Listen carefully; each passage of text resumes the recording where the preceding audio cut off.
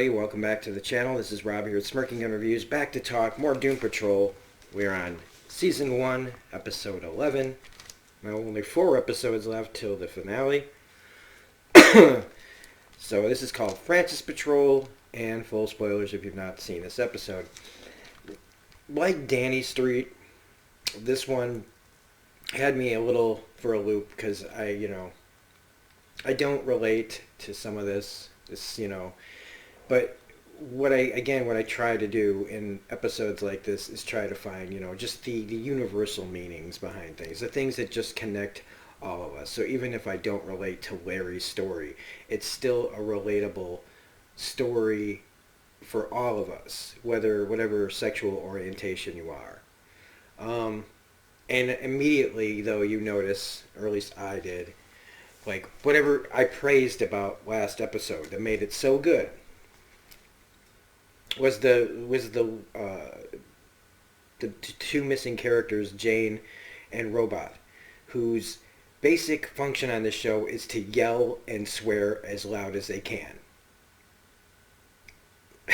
And I don't mean to boil it down just like that, but it's like as soon as those characters returned and just were written to be the loud and just yelling, because that's my big thing. But we're gonna get into that.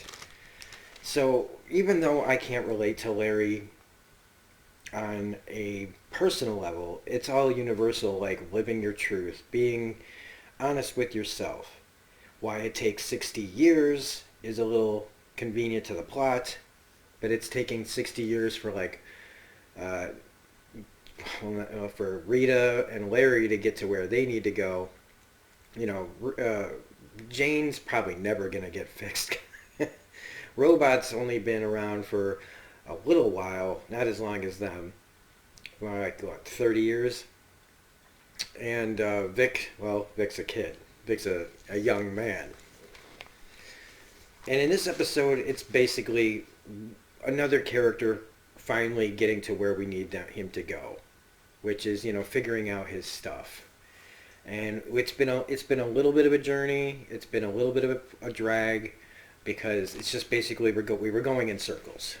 We were going in circles with Larry's character. Just after all this time, you're wrapped up in bandages and you still are afraid of what people will think. You don't even have people to be afraid of. The only people you're around are the rest of the Doom Patrol, who aren't the Doom Patrol like this. I'm going to still refer to them as that. And so in this episode, the negative spirit, I keep calling it the other, is able to take him into a fantasy world where he can be connected to John, his ex-lover. This happened while he was connected to, while the negative spirit was connected to Jane and Robot and their adventure, and Rita and Vic were going on their thing, and Larry's lying on the floor. Which I do think is funny. He goes into like this midnight rendezvous with John. I guess that's would have been his fantasy, which is just a little sad. Like a hotel tryst with, fifths of whiskey and sandwiches. It's just, I don't know. You like what you like, right? Or maybe Larry's just limited in his imagination. But,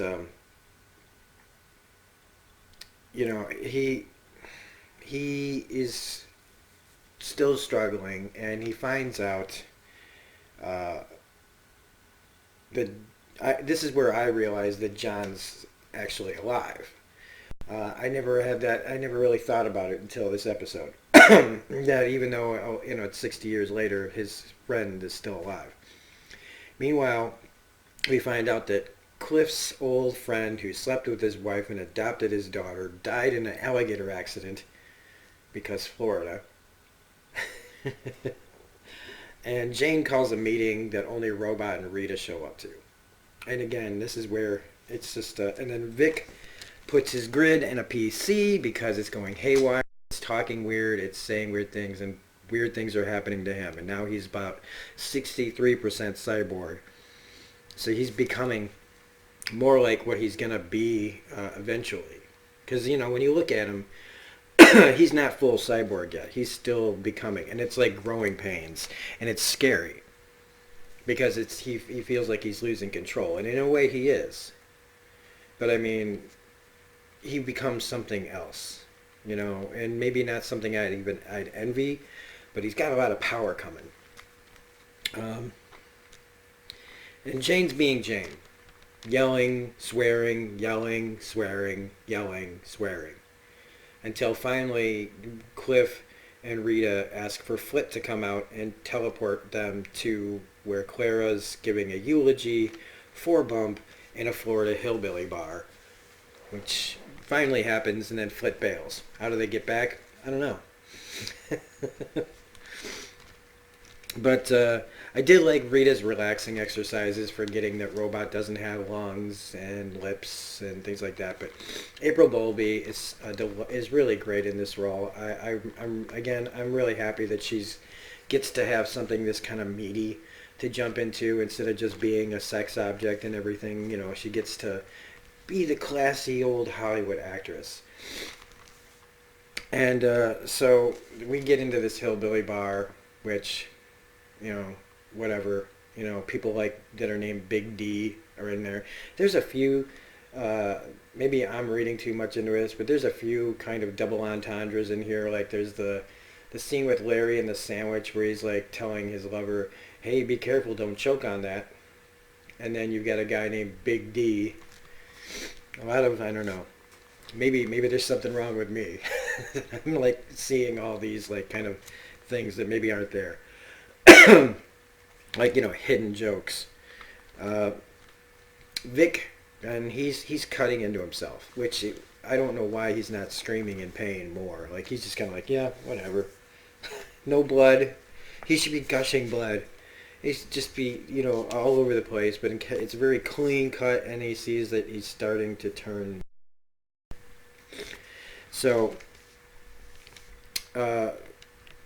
Jane finally, is able to calm down. First she's banging on the door, yelling, and realizes that's not going to work.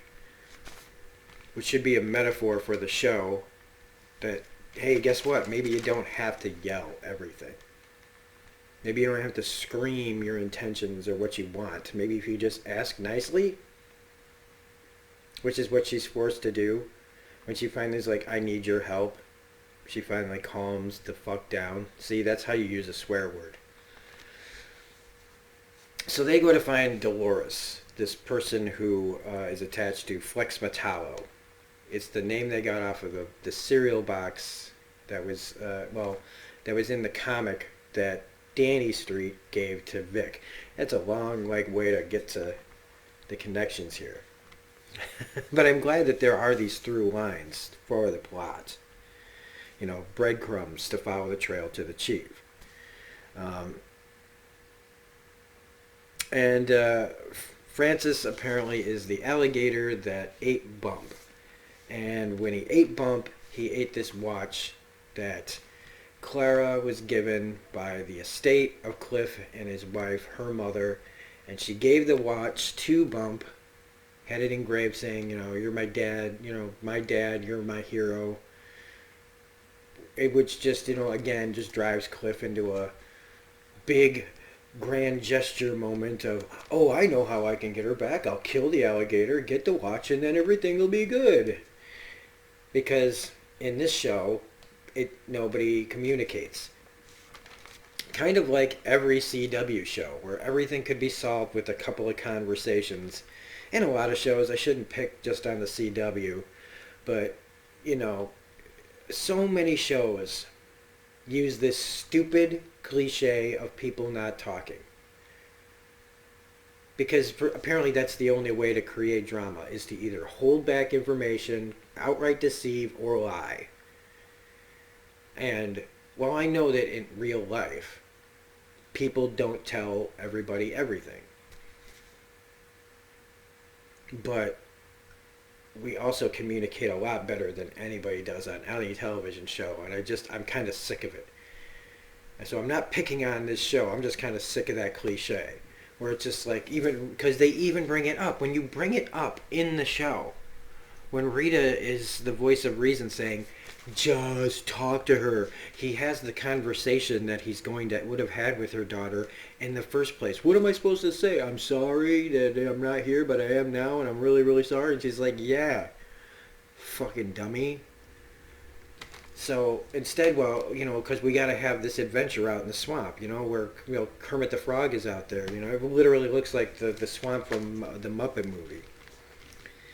But I did like when Rita eats the hell out of that huge pile of chicken. That was funny. It would have been funnier to see her just eating it instead of finishing it. Larry begs to go back to the fantasy world. And he does eventually, and it's to a gay bar called Rawhide that doesn't exist yet, but it exists in John's memory because that's where he used to go. And it doesn't make Larry comfortable, even in a fantasy world, which is ridiculous. That if you know it's not real, and you know that people aren't coming to take you away, that your wife's not going to barge into your fantasy, he can't even relax in a fantasy. I mean,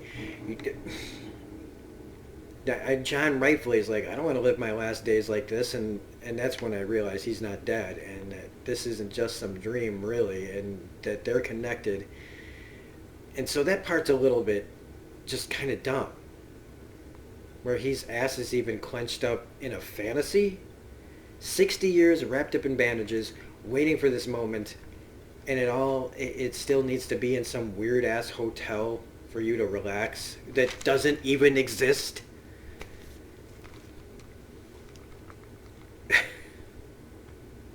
So I write down everyone yells too much on this show, which I've already stated. Clara gives a eulogy, and about the watch. So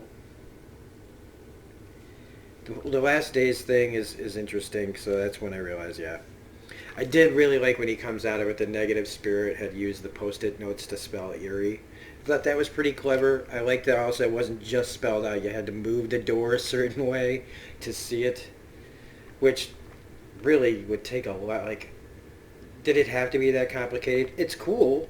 It just didn't. I don't think it had to be that complicated. You could have just taken the Post-it notes and spelled Erie on the glass. Why did it have to be so big? And if he could move Post-it notes, couldn't he have moved I don't know.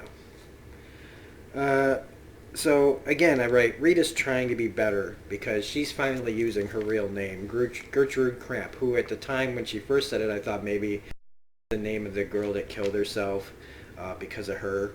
But it's not. She's trying to live her truth. And this kind of coincides with what John's doing here, where he tracks down John and starts to finally live his truth by this reunion with John. And they have a nice reunion. It is really nice and sweet. Just two old friends who finally get together in the end to say goodbye, basically, right? And Vic and Jane have this heart-to-heart where he tells her about everything's going on with the grid and how it's going haywire. And, Jane wants to find the chief to find out, this is stuff we already covered. Why the chief was going to lock her up way back with the original Doom Patrol. So they're still waiting on Dolores. And there's this, lady that's, getting grabbed by a guy. And so they go to intervene. Jane runs off after the guy who's chasing the girl. An old woman comes up to Vic, who... It's oh, you must be Dolores. They use these pretty nifty, that's really kind of clever. To take people off guard. They've got this hypnotic camera that's looking through the eye. It is something that you just don't expect at all. It's goofy, but it's effective. Just like Beard Hair Guy is gross and disgusting and awful, clever, and really effective in the end. It's not ideal, but it's actually when they thought about the idea of where would how would it be easy to just hypnotize somebody when they don't expect it and just go like this. So they get Vic, and the other guy tries to get Jane, but she beats him up. Well, she punches him, and they run off with Vic. And so they've got him, and it's the Bureau of Normalcy. So this kind of ramps things up. This actually ramps up the plot quite a bit, and heading into the next episode really got me excited for next episode. Because the whole time I'm watching this, I'm like, how am I going to talk about this without? But I think, like I said, it's this whole thing is about finding yourself, figuring your shit out, owning your, living your truth.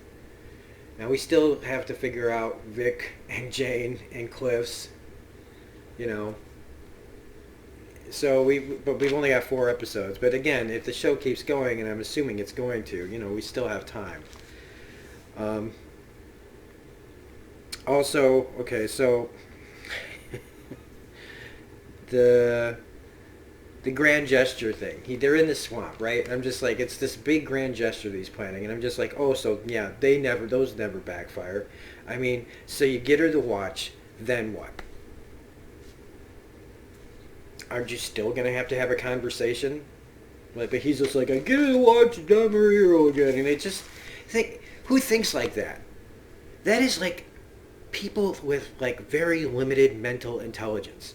Now I realize that Cliff was a race car driver, and I'm not trying to pigeonhole people that are race car drivers, but Cliff just seems to be a real dim bulb. Whether he's in a robot suit, or whether he's a robot or a person, he just seems to be a real dim bulb. And they've gone way out of their way to just make him a very Cro-Magnon, just Frankenstein, like, fire bad. But so I'm just, and he just throws another fit, just throws another huge tantrum in the swamp. Just all this screaming and yelling, and even Rita's like, ah, by the end of that. And I'm just like, I'm done. I'm sick of this. I'm sick of the goddamn yelling. And maybe that's ironic because I'm swearing and getting a little loud right now. But I mean, I'm tired of it. And so, of course, right when they are going to leave, that's when the alligator shows up, because that's how things like this work, right? Except in this instance, this is where we just get into stupid terror. Like, this is just stupid. Okay, why can't they just have like they cut away? Why can't they just fade away? I think it would have been funnier if the gator comes up out of the water, Cliff sees it, and he goes, Francis. And then they cut away, just cut to black, right? And then we show him walking back into the bar with the gold watch in his hand. Instead, they spend the money on showing an alligator who goes from a prone position to leaping out of the water straight out like a freaking great white shark in a nature program that was going about 60 miles per hour out of the water to attack Cliff and eat him, like whole. Like to go, whoa.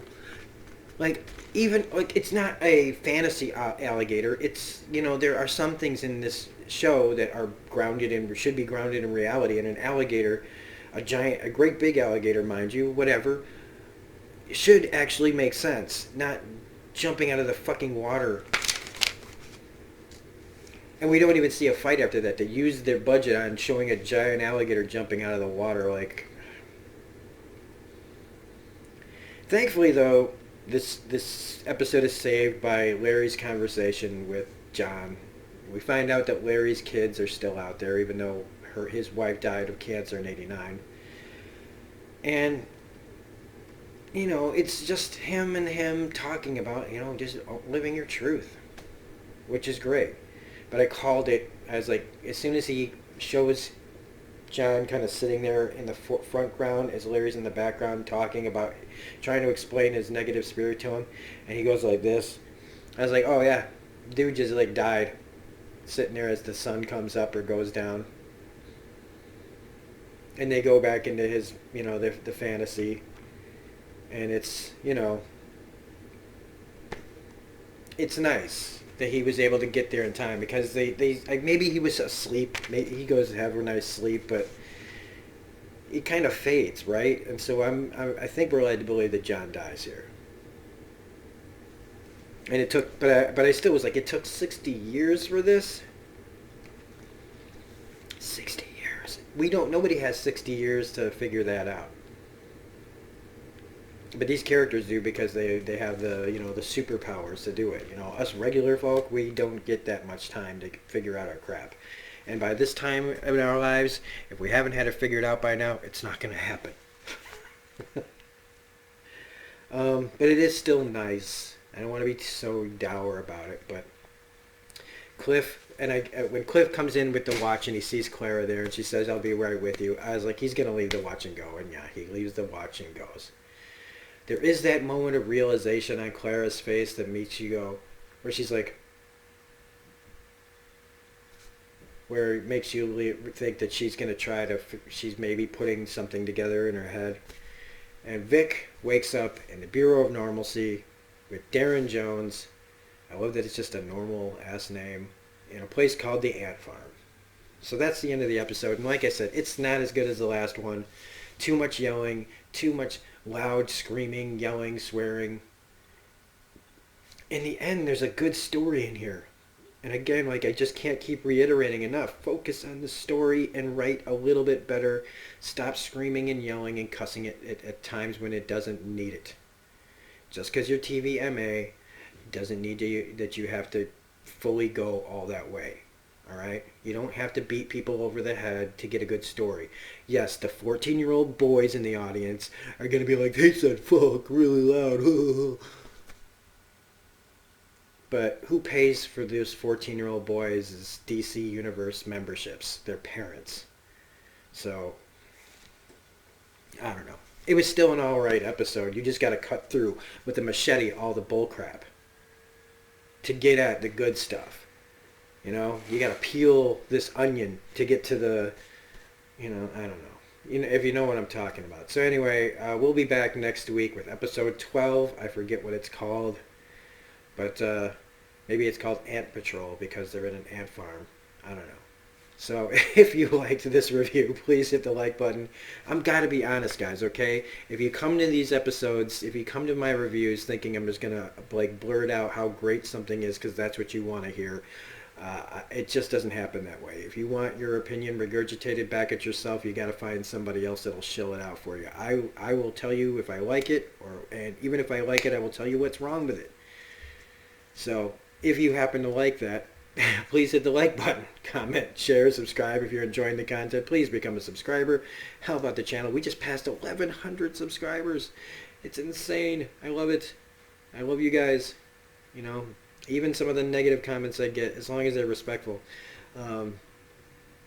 So hit the bell for all notifications, yada, yada, yada. You can find me on Twitter at reviews_gun if you want to follow me there, or just hear the kind of ramblings that I come up with there.